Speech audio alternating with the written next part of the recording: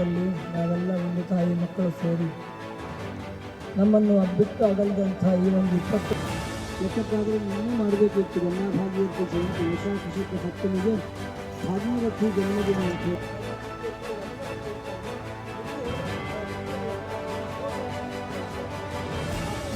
ಎಲ್ಲರಿಗೂ ಶಾಂತಿ ದೊರಕಲಿ ಅಂತ ಹೇಳಿ ಪ್ರಾರ್ಥನೆ ಮಾಡ್ತಾ ಈ ಕಾರ್ಯಕ್ರಮವನ್ನು ಇಲ್ಲಿಗೆ ವಿದ್ಯುಕ್ತವಾಗಿ ಮುಗಿಸ್ತಾ ಇದ್ದೇವೆ.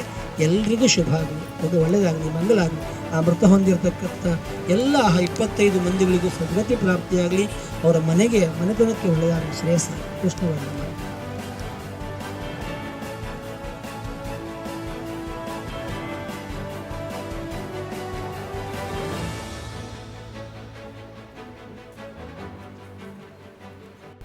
ಅವರೆಲ್ಲರ ಹೆಸರು ಹೇಳಿಕೊಂಡು ನಾವು ತರ್ಪಣ ಕೊಟ್ಟಿದ್ದೇವೆ. ತರ್ಪಣೆ ಅಂದರೆ ತೃಪ್ತಿ ಆಗಲಿ ಅಂತ ಅಷ್ಟೇ.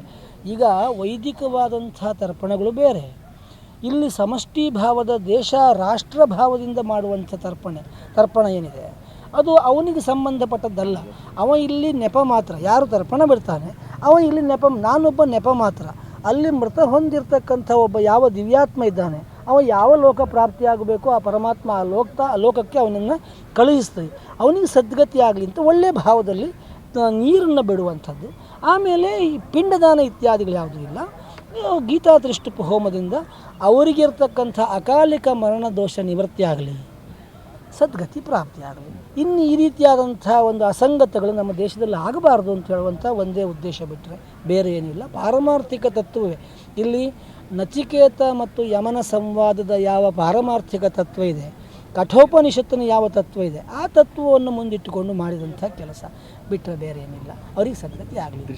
ಭಗವದ್ಗೀತೆಯಲ್ಲೇ ಬರುವಂಥ ಮಂತ್ರ ಅದು. ಶ್ರೀಕೃಷ್ಣ ಪರಮಾತ್ಮನೆ ಹೇಳಿದಂಥದ್ದು. ಯಾರ್ಯಾರಿಗೆ ಅಕಾಲ ಮರಣ ಬರುತ್ತೋ, ಯಾರ್ಯಾರಿಗೆ ಯಾವ್ಯಾವ ಆತ್ಮಗಳಿಗೆ ಸದ್ಗತಿ ಬೇಕಾಗಿದೆಯೋ ಈ ಮಂತ್ರದಿಂದ ಪಠನ ಮಾಡಿ, ಈ ಮಂತ್ರ ಹೋಮ ಮಾಡಿ ಅಂತ ಅವನು ಹೇಳ್ಕೊಂಡಿದ್ದಾನೆ. ಆ ಮಂತ್ರಕ್ಕಷ್ಟಿರುವಂಥ ಪ್ರಾಶಸ್ತ್ಯ ಅದು. ಹಾಗಾಗಿ ಎಲ್ಲ ಜೀವಾತ್ಮಗಳಿಗೂ ನಮಿಸುವಂಥ ಒಂದು ಮಂತ್ರ ಅದು ಇವತ್ತು ಗೀತಾತ್ರಿಷ್ಟುಪ್ ಮಂತ್ರ ಅಂತ ಹೇಳಿ ಮೋಕ್ಷದಾಯಕ ಮಂತ್ರ ಅಂತ ಹೇಳಿಸ್ಕೊಂಡಿದೆ. ಆ ಮಂತ್ರದಿಂದ ಹೋಮ ಮಾಡಿದ್ದೇವೆ ಅಷ್ಟೇ.